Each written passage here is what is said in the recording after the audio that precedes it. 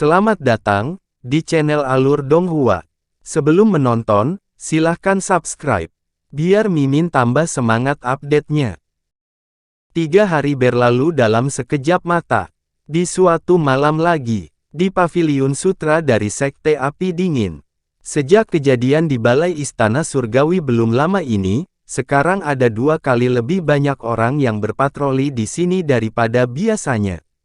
Di hutan lebat ribuan kaki jauhnya dari paviliun, sesosok keperakan samar perlahan muncul dan di bawah malam, wajah sosok itu tidak bisa dilihat dengan jelas karena hanya matanya yang samar-samar terlihat. Sosok itu mendongak ke paviliun segi 8, yang terlihat agak misterius di malam hari. Setelah beberapa saat, dia mengeluarkan jimat lavender dan menempelkannya di tubuhnya. Jimat lavender pecah dan berubah menjadi beberapa jimat berbentuk kecebong kabur yang terbang naik turun di sekitar sosok kabur dan kemudian masuk ke tubuhnya. Kabut ungu tiba-tiba muncul di sekitar sosok buram itu, yang langsung menutupinya sepenuhnya dan membuatnya menghilang dari pandangan. Sosok itu tidak benar-benar menghilang, ia hanya berubah menjadi ketiadaan saat melayang menuju Paviliun Sutra, bahkan tidak repot-repot menghindari patroli. Meskipun mereka yang berpatroli dengan penuh dedikasi melihat sekeliling, dan menyapu indera ilahinya di setiap sudut, mereka tidak dapat mendeteksi sosok yang melayang melewatinya. Setelah beberapa saat, sosok itu melayang ke pintu masuk Paviliun Sutra. Hari sudah larut malam dan Paviliun Sutra tutup. Di pintu batu yang lebar, ada jejak cahaya samar dan jelas ada segel pembatas di atasnya. Sosok itu bergumam tidak jelas dan membuat beberapa segel tangan sebelum mengeluarkan gas biru yang hampir tak terlihat yang mengenai pintu. Jika gas biru diperbesar 100 kali, akan terlihat bahwa gas biru itu terdiri dari rune kecil yang tak terhitung jumlahnya. Begitu gas menyentuh segel pembatas di pintu, rune kecil ini terintegrasi ke dalamnya. Perisai pembatas tampaknya telah terkorosi saat lubang besar muncul, pintu tanpa segel pembatas tidak lebih berguna daripada boneka latihan. Sosok itu kemudian dengan cepat melesat melalui lubang yang baru dibuka. Lampu segel di pintu menyala dan segera dipulihkan. Semua ini terjadi dengan sangat cepat dan patroli di luar tidak mendeteksi adanya kelainan. Sosok itu memasuki Paviliun Sutra dan aula bundar muncul di depannya. Aula itu sangat besar, sekitar 2 hingga 300 kaki dan lebih dari 10 jalur terbentang dari aula. Sosok itu tidak tahu kemana jalan menuju. Namun, tepat di sampingnya ada tangga hitam yang mengarah ke puncak paviliun. Sosok itu melihat sekeliling dan kemudian terbang diam-diam menuju sebuah lorong. Lorong itu tidak panjang dan dia segera sampai di ujung dan di depannya ada sebuah ruangan batu yang tertutup. Pintu ruang batu, seperti di luar, ditutupi dengan lapisan segel pembatas putih. Ada lempengan giok putih di atas pintu, di mana kata-kata, teknik kultivasi, terukir. Jejak kegembiraan melintas melewati mata sosok itu dan dia mengeluarkan gas biru. Seperti sebelumnya, segel putih terkorosi oleh gas biru dan sebuah lubang kecil muncul. Sosok itu kemudian dengan cepat terbang melewatinya. Di balik pintu batu itu terdapat sebuah ruangan besar dengan ratusan rak buku, semuanya ditutupi oleh lapisan pelindung cahaya merah. Setiap rak buku dibagi menjadi beberapa kotak dan ada slip giok di setiap kotak. Ada tanda-tanda di samping kisi-kisi untuk memperkenalkan keterampilan apa yang dicatat dalam slip batu giok itu. Sosok itu berjalan ke rak buku acak dan mengeluarkan gas biru yang merusak lampu merah di sekitar rak dan sebuah lubang besar muncul. Sosok itu melambaikan tangannya dan menggunakan sihir isap saat beberapa slip batu giok tersedot ke tangannya dan indera ilahi menembus ke dalamnya. Setelah beberapa saat, dia melemparkan slip giok itu kembali ke rak dengan sedikit cemberut. Keterampilan dalam slip giok adalah untuk formasi inti atau bahkan tahap jiwa baru lahir dan tidak berguna baginya. Sosok itu berjalan mengelilingi ruangan dan tak lama kemudian, dia telah memeriksa semua slip batu giok di rak buku dan dia menggelengkan kepalanya karena kecewa. Dia berbalik dan terbang keluar tanpa ragu-ragu. Dia dengan cepat melewati pintu batu dan kembali ke aula. Dia segera memasuki lorong lain dan di ujungnya ada ruang batu lain. Ada juga lempengan batu putih di bagian atas pintu dengan tulisan, "Keterampilan Sihir". Sosok itu melakukan hal yang sama dan membuka segel di pintu sebelum memasukinya. Tak lama kemudian, sosok itu kembali dan memasuki lorong ketiga. 2 jam berlalu dalam sekejap mata dan lebih dari 10 lorong telah dijelajahi sepenuhnya oleh sosok itu. Dia mengerutkan kening dan sepertinya dia belum menemukan apa yang dia cari. Sosok itu perlahan melayang ke tangga hitam yang terletak paling jauh dari pintu masuk dan dia melihatnya sebelum terbang dengan hati-hati. Tangganya tidak panjang dan ada pintu batu besar yang lebarnya beberapa kaki di ujung tangga. Ada 2 pria duduk bersila di setiap sisi pintu. Laki-laki di sebelah kiri berkulit putih dan gemuk, dia mengenakan kasaya ungu dan berpenampilan seperti biksu. Laki-laki di sebelah kanan bertubuh tinggi dan kurus, kulitnya kuning dan dia tampak agak sakit. Namun, ada cahaya redup di atas kepala mereka dan aura yang mereka keluarkan seperti laut dalam. Mereka adalah 2 orang yang sangat kuat dari tahap tempering spasial.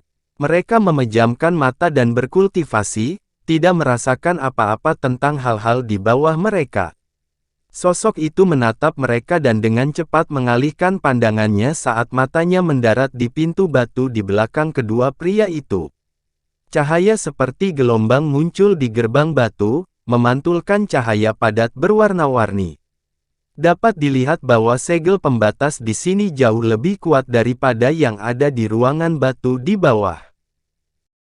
Jika dia menebak dengan benar, paviliun dalam dari paviliun sutra Sekte Api Dingin kemungkinan besar berada di belakang pintu batu ini, di mana kitab suci paling kuat dari Sekte Api Dingin disimpan. Sepertinya tidak mudah untuk menembus segel di sini. Sosok itu menyipitkan matanya sedikit dan berhenti sejenak sebelum dia bergerak maju lagi. Dia mendarat dengan ringan di depan pintu dan berjarak kurang dari 10 kaki dari kultivator panggung tempering spasial. Pada saat ini, biksu yang cantik dan gemuk di sebelah kiri mengangkat alisnya sedikit dan membuka matanya saat dia melihat ke kiri dan ke kanan. "Ada apa, Saudara Linky?" Pria jangkung dan kurus di sebelah kanan juga membuka matanya dan bertanya dengan rasa ingin tahu. "Tidak apa-apa," biksu yang cantik dan gemuk itu bergumam ketika dia melihat kembali ke pintu paviliun bagian dalam. Dia tidak menemukan apa-apa, tetapi ada perasaan samar bahwa keterampilan rahasia yang telah dia pelajari selama bertahun-tahun. Namun, tingkat keberhasilan skill ini tidak terlalu tinggi. Selain itu, ketika dia memikirkan lapisan segel pembatasan di sekitar paviliun, dan bagaimana mereka berdua berjaga di sini siang dan malam, tidak hanya kultivator tahap integrasi tubuh, bahkan jika tokoh perkasa dari tahap kenaikan besar ingin mencuri di sini, mereka tidak akan pernah bisa melakukannya tanpa meninggalkan satu jejak pun. Dengan pemikiran ini, biksu itu perlahan menutup matanya lagi. Ketika pria jangkung dan kurus melihat ini, dia juga menutup matanya dan melanjutkan kultivasinya. Sosok itu tetap tidak bergerak di tempat, dan menggerakkan alisnya sedikit hanya setelah kedua kultivator menutup mata, indera ilahi yang kuat menyebar dan menutupi pintu sepenuhnya dan membentuk perisai pelindung antara pintu dan 2 penjaga. Dia kemudian membuka mulutnya dan gas biru keluar sebelum mendarat di segel pembatas di pintu.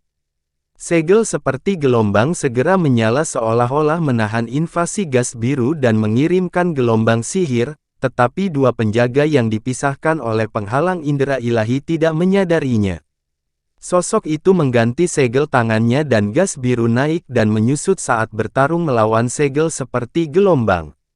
Itu membuat area di tengah menjadi sedikit lebih terang saat sebuah lubang kecil muncul. Sosok itu bergetar dan menghilang ke pintu. Semua ini tampak rumit, tetapi membuka segel di pintu dan melewati pintu hanya membutuhkan 2 napas. Begitu sosok itu menghilang, penghalang indera ilahi juga menghilang. Biksu gendut itu mengangkat alisnya dan membuka matanya lagi saat dia melihat kembali ke pintu besar di belakangnya. Segel pembatas gelombang di permukaan pintu berkilau dan memancarkan cahaya pekat tanpa kelainan apapun. Tapi firasat buruk masih melekat di hatinya. Meski hanya sekejap, dia masih penuh keraguan. Apakah saudara Lingqi menemukan sesuatu? Pria jangkung dan kurus itu sepertinya merasa ada yang tidak beres. Dia berdiri dengan tergesa-gesa dan melihat ke belakang ke pintu terlebih dahulu, lalu menutup matanya lagi dan menyapu indera ketuhanannya. Kakak Qingtao, apakah kamu baru saja menemukan sesuatu yang salah? Biksu gendut itu pergi ke pintu paviliun dalam dan melihatnya dengan hati-hati. Kecuali, seseorang dapat terbang ratusan mil dari paviliun sutra dalam 2 atau 3 napas, atau menghancurkan susunan air kaca yang didirikan oleh patriark dan memasuki paviliun bagian dalam. Pria jangkung dan kurus itu membuka matanya dan dia menggelengkan kepala sebelum berkata perlahan. Jelas bahwa dia tidak mendapatkan apa-apa dari pencariannya barusan. Bagaimana mungkin? Itu pasti ilusi. Ketika biksu gendut itu mendengar ini, dia menggelengkan kepalanya dengan senyum masam. Jika seseorang ingin menghancurkan susunan glass water secara diam-diam dalam 2 atau 3 tarikan napas serta memulihkannya saat masuk, maka bahkan tetua agung kenaikan besar dari sekte tersebut mungkin tidak dapat melakukannya dengan sangat efisien. Tepat ketika kedua penjaga menjadi curiga, sosok itu telah muncul kembali di aula hitam yang berbeda. Tidak banyak ruang di aula ini dan ukurannya hanya 2 atau 300 kaki. Ada pilar giok putih besar di tengah ruangan dan rune yang tak terhitung jumlahnya terukir di pilar batu. Cahaya kuning lembut terpancar dari bagian atas pilar dan membentuk tirai cahaya kuning berbentuk mangkuk terbalik yang menutupi area di dalamnya. Terlihat juga ada lebih dari 10 lemari batu yang diselimuti cahaya merah, dan membuatnya tampak agak misterius. Sosok itu berdiri di tempat dan tidak melangkah maju, dia melihat dengan hati-hati ke cahaya kuning sebelum matanya berkilat dengan cahaya biru. Setelah beberapa saat, dia melambaikan tangannya dan puluhan bendera formasi hitam terbang keluar dan jatuh di sekitar perisai cahaya kuning. Kemudian, melakukan gerakan lain dengan tangannya, cahaya hitam terbang keluar dari bendera formasi di sekitarnya, dan membentuk perisai cahaya setengah bola yang lebih besar yang menutupi cahaya kuning di bawahnya. Perisai cahaya kuning awalnya menempati hampir setengah dari ruang di aula, tetapi perisai cahaya hitam hampir memenuhi seluruh aula. Sosok itu membuka mulutnya dan aliran gas biru keluar dan mendarat di cahaya kuning saat mencoba mengebor lubang melalui itu. Namun, ketika lubang seukuran telapak tangan muncul setelah terkorosi oleh gas biru, permukaannya langsung menyala dan sinar kuning yang tak terhitung jumlahnya muncul dan melilit gas biru tersebut. Pada saat yang sama, rune pada pilar batu giok putih di tengah ruangan menjadi terang dan ketika cahaya di permukaan perisai kuning menyala, lampu kuning tipis menyilaukan yang tak terhitung jumlahnya muncul, menjerat gas biru dan kemudian mengencangkan cengkeramannya. Gas biru dipotong menjadi banyak bagian dan tersebar sebelum cahaya kuning mereda dengan cepat. Lubang yang muncul sebelumnya dengan cepat menutup dan semuanya kembali normal. Ketika sosok itu melihat ini, dia tidak tampak terkejut. Dia menatap batu giok putih dan pilar batu untuk waktu yang lama dan dengan pergantian tangannya, mengeluarkan selusin bendera formasi dengan warna berbeda. Dengan lambaian tangannya, semua bendera susunan digantung di udara dan membentuk susunan oval aneh yang tampak tidak teratur namun misterius. Sosok itu dengan cepat membuat segel tangan dengan kedua tangannya dan cahaya hitam yang mengelilingi tangannya berkedip-kedip. Lusinan bendera susunan juga memancarkan cahaya dengan warna berbeda, dan seperti lembing menghantam perisai cahaya kuning satu demi satu. Itu mengebor di dalam seperti paku dan mengelilingi area seluas sekitar 10 kaki. Permukaan pelindung lampu kuning berkedip liar karena menyebabkan kecepatan bendera Larik melambat. Pada saat yang sama, gelombang sihir yang kuat menyebar, tetapi ketika gelombang ini menyentuh cahaya hitam di sekitarnya, mereka menghilang tanpa jejak dan sepertinya tidak menyebar keluar. Dengan mantra yang keluar dari mulut sosok itu, lebih dari 10 bendera formasi menyala dan kecepatannya meningkat sebelum akhirnya tertanam di lantai melewati perisai cahaya. Saat berikutnya, lampu kuning di area yang dikelilingi oleh bendera Larik dengan cepat memudar. Sosok itu kemudian menyemburkan lagi gas biru yang jatuh di area itu. Perisai cahaya redup tidak dapat menahannya lebih lama lagi dan terkorosi oleh gas biru dalam sekejap. Namun, rune pada pilar batu giok putih di tengah terus berkedip dan lebih banyak sinar kuning muncul di area lain di mana perisai cahaya kuning tertutup. Itu melonjak menuju area di mana bendera Arai mengelilinginya, tetapi dihentikan oleh kekuatan kuat dari bendera. Gelombang sihir yang kuat menyebar ke seluruh ruangan dan dihentikan oleh cahaya hitam di sekitarnya. Namun, gelombang sihir kali ini terlalu kuat dan perisai cahaya hitam mulai berdengung dan bergetar saat menjadi lebih ganas dan terlihat seperti tidak mampu menahannya. Untungnya, setelah 3 napas, sebuah lubang besar berukuran beberapa kaki muncul setelah terkorosi oleh gas biru. Sosok itu dengan cepat menembus lubang dan mendarat di dekat pilar batu giok putih. Dia mengeluarkan gas hitam pekat dari mulutnya, yang melilit pilar. Pada saat yang sama, dia melakukan segel tangan dan mantra hitam terbang keluar semua mengenai pilar batu. Gas hitam dengan cepat menyebar ke pilar batu dan mewarnai rune di atasnya menjadi hitam.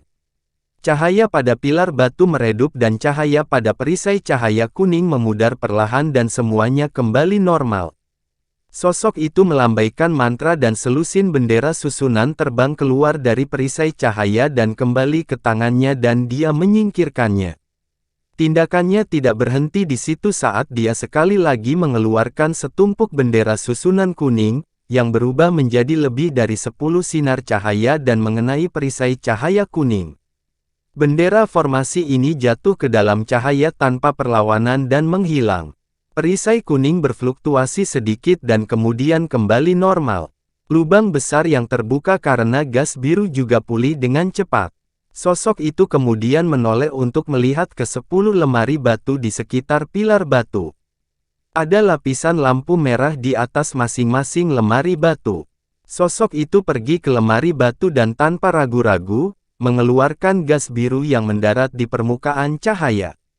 Daerah tersebut segera berfluktuasi dengan hebat dan cahaya merah menjadi redup, dan akan segera ditembus. Pada saat ini, lampu kristal putih tiba-tiba muncul dari permukaan cahaya merah.